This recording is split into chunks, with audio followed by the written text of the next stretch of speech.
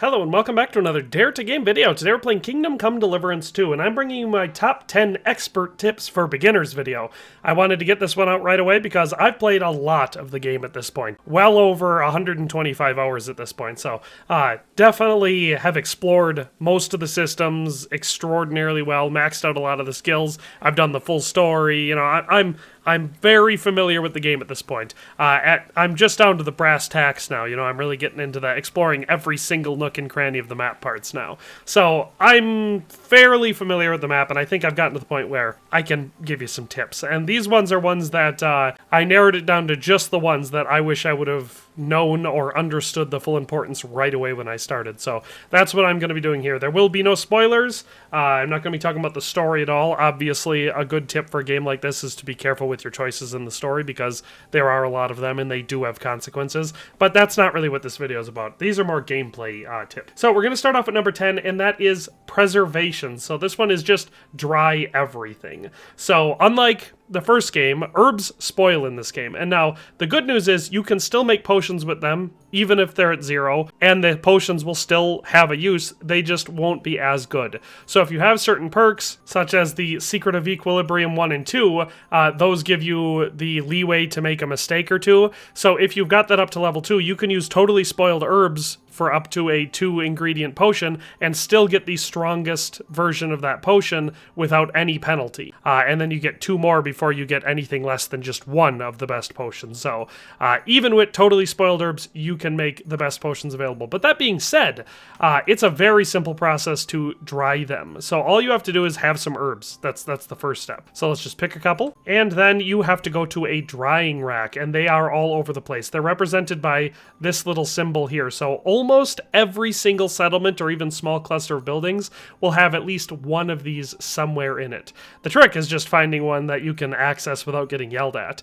So we're in Troskowitz here. The one I typically use is right next to the Alchemy bench here. It's right there. And so the drying rack in this specific location is located in here by the Alchemy station, and it will look like this. It's just a 4-tier shelf with some herbs hanging across it. And this is where you dry everything that you can dry in the game. And there's no reason not to dry it, because all it does is preserves it for an extremely long amount of time. So you click on that. It's simple, fast, and free, not a complicated process. So make sure you do that. If you go on an herb picking run, you want to, supply yourself with a good stash, fill up your chest, always dry them afterwards. It's not worth keeping them fresh for the bonus because they make perfectly good potions once they're dried. So that is the first part I wanted to talk about in the preservation, just because drying herbs wasn't a thing in the first game. The second thing is food, and it's the same thing. So I've gotten some wolf meat here, and now this isn't the best example because one of the reasons why you want to preserve your meat is that drying it, cooking it, or smoking it, which are the 3 ways to make it something you can eat, are ways to make sure that it loses its stolen status for all of the things where it's illegal to get them.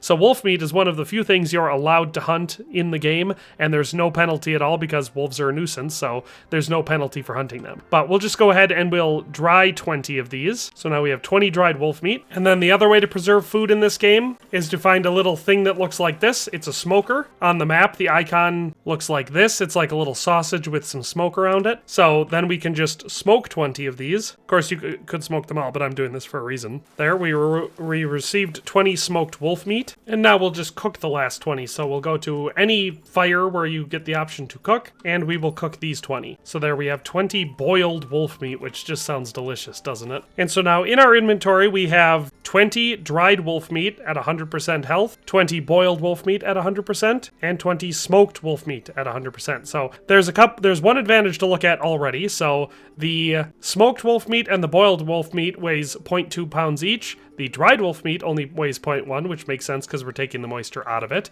But if we look over at the other things, for nourishment, the boiled meat gives us plus 10, the dried gives us plus 7, and the smoked gives us plus 11. So if you're looking at weight, dried wolf meat is the lightest, so there's a reason for it. Smoked gives you the best value for nourishment, and boiled is kind of the midpoint for nourishment, but it weighs the same as smoked. So there's that. Now let me show you how quickly these different foods spoil. I just waited 1 in-game day. Let's go back and check it. So our boiled wolf meat is down to 75%. Our dried is still at 100, and our smoked is down to 90. So that right there illustrates 1 day in the game, 1 full day of waiting. The dried obviously doesn't spoil spoil at all because it's dried. That's the biggest advantage of drying your meat. The boiled is already down 25%, which means cooked meat will only last 4 days in your inventory. Typically, raw meat will last 2, and this is, of course, with the survivalist perk that makes it last longer. Smoked will last up to 10 days, but dried lasts basically forever. The other side of that, in the materials section, is we had those herbs. So the ones we dried are at 100%. The ones we didn't dry are at 83%. So it shows you those will also spoil relatively quickly. So that's why my first tip is preserve your food, preserve your herbs, and the best way is drying. So that's tip number 10. Tip number 9 is a pretty basic one. This one is pick one weapon and focus on it. And now I'm not saying you should never level up anything else. There's a lot of different types of weapons in this game, but I have found,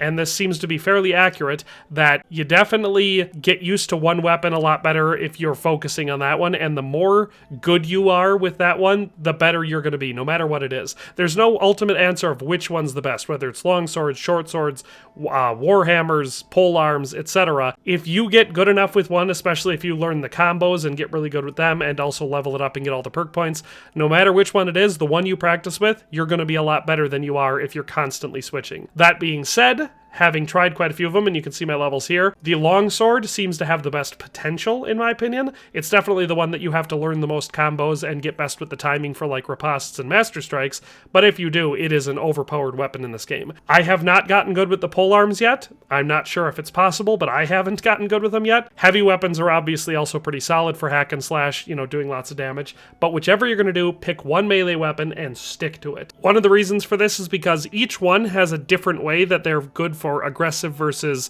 conservative fighting styles. Heavy weapons, for example, are very, very aggression-based. You want to be aggressive with these. These ones, you're on the attack. It doesn't pay to be on the defensive because they're the shortest weapons in the game and they take the most stamina to use. So you don't want to be blocking, you don't want to be trying to riposte with them, and they have the least reach. So it's hard to get those follow-up hits. You want to be on the aggressive end with these, and you want to pair them with a shield, so that way when you need to use your defense, your shield is good for that, because heavy weapons are weak for blocking. On the other side, longswords are particularly good at playing a more measured, sometimes defensive approach where you're, like I said, focusing on master strikes and riposte. So again, this is something why you want to stick to your one weapon, because the more you use it, the more you're going to recognize the situation and what it calls for. So that is tip number 9. Tip number 8 is related to that one, and it's the ranged weapons. Again, pick one and stick to that one. There's never really a great reason to be swapping between them unless you just like having fun with them. They're all under the same skill tree, and that's marksmanship, so all three of them, bows, crossbows, and firearms, are all under the marksmanship tree, so it's not like you need to jump between them to level them up. They all have different strengths and weaknesses.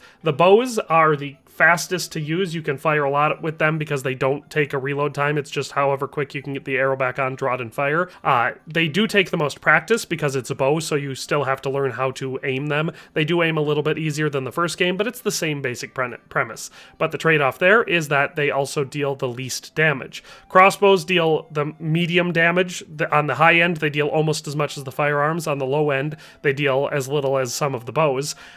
They're very accurate, very easy to point and aim and use because they're crossbows, but they have a very long reload time, so that's the downside for them. And firearms are by far the most powerful, but they have a very long reload time and they're the least accurate. So they're very useful for taking out a knight that's fully armored and very close to you, but other than that, they're not great. So the same tip as number 9, pick whichever one you want to focus on and get good with that one, because it's mostly about how good you are with the weapon. The stats of the weapon itself are secondary, because with bows and crossbows, your best bet's going to be headshots, especially with bows, but overall, it's going to come down to how good you are with the weapon, not how good the weapon is. Number 8 is get a horse early, and you can either stick with it or upgrade it. It's not going to be one or the other. So right away in the game, as soon as you get access to being able to travel around the world, you're going to want to make your way down to Semine. So you're going to start off in Troskowitz. All you do is follow this road here, and it'll take you to Semine. This is where the stud farm is for this area, and that's what you're going to want to do, because your horse Pebbles can be found here. You'll find it in the pasture, you can inspect it, and you can talk to the horse trader. It was not hard for me to pass a skill check, and I got Pebbles back for free. So you can get your horse back right away in the game for free, and you're going to want to because the map is very large, and it's obviously easier and faster to get around it with a horse than it is on foot, because A, you can carry more stuff, and B, the horse can go faster than you can. And now you can either stick with Pebbles and eventually, I don't know if it's distance traveled or relationship or something like that, but eventually Pebbles will level up and become a much better horse. So if you don't want to spend the money or don't have the groschen to buy a better horse in this area, you shouldn't feel the need to, because once Pebbles upgrades, she, and it is a female, that's been confirmed in this game through various different dialogues that I've had so far, but Pebbles will become a very good horse. Now that being said, there's been some people that have been saying she becomes the best horse in the game. No, that is not the case. There are quite a few horses in the game that are better in pretty much every stat. Pebbles doesn't top any of them. But that being said, she gets pretty dang good, except for Courage will be in the top 10 for horses in the game. So if you want to stick with her the whole game, she's very viable for that. Other than that, later on in the storyline at Trotsky Castle, they'll offer to give you a horse, whether you have one already or not. That horse is called Herring. That horse will also get better over time. I don't know if any of the other horses do, but those two for sure do, and if you've had them long enough for them to get good, they will become some of the better horses in the game. So you're going to want to get a horse early, and for Pebbles and Herring, if you choose them and stick with them, they will eventually become one of the better horses in the game. So hypothetically, you never need to buy one, but you definitely want to have one. And on the other side of that, their gear is very simple. Basically, you're balancing out their weight versus protection. So you can max out protection on your horse, make it a lot more durable, but that's also going to make it a lot slower. So the heavier the gear on your horse, the slower it will go, and the more protection it has, the more weight it's going to be, so same sort of thing. But that's horses, and so that's tip number 7. Get one early and either stick with it if you're gonna upgrade Pebbles, or if you're not planning on keeping Pebbles full game, then just get whatever the best one is available at the time. Tip number 6 is do not ignore Alchemy. So in a day or two, it should be pretty soon, I will be releasing an in-depth Alchemy guide, and I will go heavy into all of the reasons not to ignore it. But for now, we could probably suffice it to say that it is important in this game. Now, I'm not saying you can't play the game without it. You obviously can. I used it very little in the first game, up until, several hundred hours in, when I found out that some of the potions were actually really useful. In this game, they're even more useful, and they have pretty much no downsides like some of them did in the first game. And you can also specialize builds a lot better with them. So from a very simple level, there are some that are health potions, stamina potions. There are other ones that are going to improve your skill points. So especially early game, like if you want to be able to pick higher level locks or craft higher level stuff, or be more sneaky or have a higher strength level, there are potions that can make it so you can do that. So don't ignore Alchemy in this game, especially considering they've implemented the pouch system, which allows you to quick slot up to 4 different potions that you can use at any point in the game, including during combat. It's very, very useful. So don't ignore Alchemy, learn how to use the system, and like I said, I'll have a in-depth guide that really helps you out with that coming out soon. So if you want to see that, stick around. And honestly, my next tip, number 5, is the same thing for smithing. Early in the game, in the main story, depending which path you follow, but if you follow the way that it kind of pushes you towards, you're going to learn about smithing and you'll learn how to do it. Also, in a couple days, I will have a in-depth smithing guide that will also shed a lot more light on it and will really explain everything. But in a nutshell, early in the game, you're not going to probably realize it, but the smithing system allows you to make the best weapons in the game. And that's true in 2 different ways. The first is obviously stat-wise, and you'll learn recipes to unique weapons that you can't actually get any other way than smithing them yourself. And a lot of those will also have some of the best stats in the game. But other than that, everything in Kingdom Come Deliverance 2 has a quality level, and so I can show you that in here. So the quality level will be designated by this little circle after the name. So you can see I have a gold master handgun with level 3 there. That's normally the highest level piece of equipment that you can get in the game. Through smithing, you can get something with this little symbol, which is your master's mark. That's the level 4 smithing thing, and it will always be better than the level 3. The level 3 is typically better than 2, 2 is better than 1, etc. So don't ignore smithing, get good at it, because if you want to have the best weapons in the game, you cannot buy them. You can buy very good weapons, and level 3 weapons are going to be very good, but the ones that you smith are going to be better. So you want to be able to do that to that level 4. So don't ignore the smithing either, get good at it. Obviously, you're playing as a blacksmith, so it makes sense that you'd want to anyway. Tip number 4 is one that I hope I don't have to say for most of you out there that have played the first game, but it's don't ignore the side missions. You should do the side missions. The main story is obviously super interesting, and I'm not going to spoil that here, but It also has several large narrative set pieces that lock you into the story and do not allow you to do anything else for a set period of time. Those are fun, but they limit your outside movement and are often challenging if you don't prepare for them. So don't rush the main story. The side missions are interesting, they're great ways to learn new things, to level up, to attain new gear, and they often flesh out the main story and provide Henry with relevant information, or they're just plain fun. So when you run into a side quest, you should do it. And on the map, side quests, or well, yeah, side quests and activities, but whatever, same sort of thing. They're represented by this icon here. It's like a gray shield with a gold sunburst in the middle. So do all the side content you can find. It's fun and it's good for the story. Tip number 3, or number 3 on this list, is focus on scholarship as early as possible. So scholarship is the Kingdom Come Deliverance 2 version of reading because you already know how to read. You want to focus on this right away because it's great for a lot of reasons. So Henry already knows how to read by default in the story, and it's a skill that is both easy to level up and makes everything else easier to level. So you level it up by reading any books that you haven't previously read. These could be lore books, which give you XP simply for opening them for the first time, but also maps, notes, and of course skill books. Skill books require study, but they have the added advantage of also giving you scholarship XP as well as whichever skill that book affects. This skill tree includes perks that make you level up faster, and my personal favorite, one that reveals the whole map for you. So the Wonder of Beasts, Wonder of Man, and Wonder of Nature, those all help you improve other skills 20% faster. So right there, super useful. A bunch of these other ones are also really useful, but the Explorer one is the other one I'm talking about, where it reveals the entire map, including your fast travel spots, although you still have to travel to them manually to unlock them, but also hunting grounds, caves, and other interesting spots. So very, very useful skill that you're definitely going to want to get, and that unlocks at level 18 for scholarship. But a lot of these other ones are also super useful. Tip number 2 is related to the 3 outfits that we have in this game. So if you've been watching promotional footage or playing the game, you understand that there are quick slot outfits, and you can switch to them with the, well, for PC it's pressing O on the keyboard. And you can put whatever you want on these slots. If you want, you could equip 3 suits of armor, but keep in mind, you have to carry everything that you have equipped. So if you want to have extra weight, it's something to consider. But for me, and probably most people, the 3 most obvious outfits to keep, at least until late game when your main armor can also double as fancy clothing because you can have high charisma, you're going to want a suit of armor that protects you very, very well for main combat. You're going to want to have a nobleman / whatever high charisma outfit, which can be very lightly armored and stuff, but basically you're just maxing out your charisma perk. And then you're going to want one that's stealth. And so for a stealthy outfit, you want to make sure your conspicuousness, noise, and visibility are all as low as possible. And this right here, I'm sure it's probably possible to get lower than this, but this is very, very sneaky. I almost never get seen, especially once you have your stealth and thievery perks all maxed out. So don't sleep on the fact that you can have 3 outfits in this game.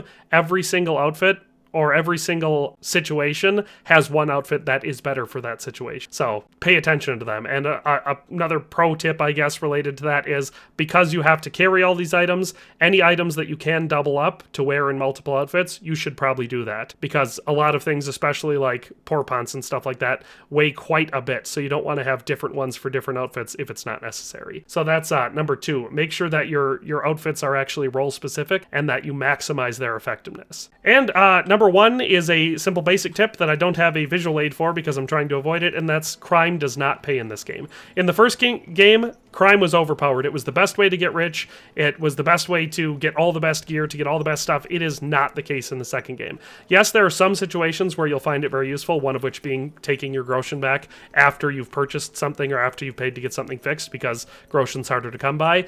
But for one simple reason, crime does not pay in this game, and it's that the trader's income does not increase if you give them more money. So you can always only sell them a small amount of stuff anyway, because most traders don't carry any more than 800 groschen on them. So it's not like having a giant inventory full of stolen goods is going to do you any good, because there's not really a good way to sell it all. You're going to have to go around to every single different trader in the map, and until you get to the Kuttenberg region, there's really no place to even do that. So you can't make a lot of money with crime in this game, and the other one being the punishments are way more severe. It's 3 strikes and you're out. So if you get caught the first time, you get whipped. The second time, you get branded. The third time, you get executed. And now that's assuming you can't pass a skill check to get out of it. But keep in mind, it doesn't matter how high your stats are. There are certain crimes, especially theft, and especially theft of a very high amount, that once you get up there, you're not going to be able to pass any of the skill checks. Either you fork over the groschen, which I've had fines to get out of it that have been like over 20,000 groschen. Either you fork over that groschen, or you just have to accept the punishment, because no matter how high your intimidation is, or your speech, or your charisma, you'll get to a point where you cannot get out of it with a skill check. So realistically, in this game, crime does not pay. So that is my final tip. Don't break the law, be honorable. And that is it for this video. That's all top 10 of my expert tips for beginners. So hopefully, if you watched this video, you should be a lot better off than I was starting off the game. So that's all for today. Hope you enjoyed it, and we'll see you next time. Thanks for watching another Dare to Game video. If you liked this video, please leave a like and a comment. If you haven't already, be sure to subscribe to the channel. If you like my content and would like to support this channel, consider becoming a member today for as little as $1.99 a month. It makes a huge difference. But in any case, thanks for watching and have a nice day. I'll see you next time.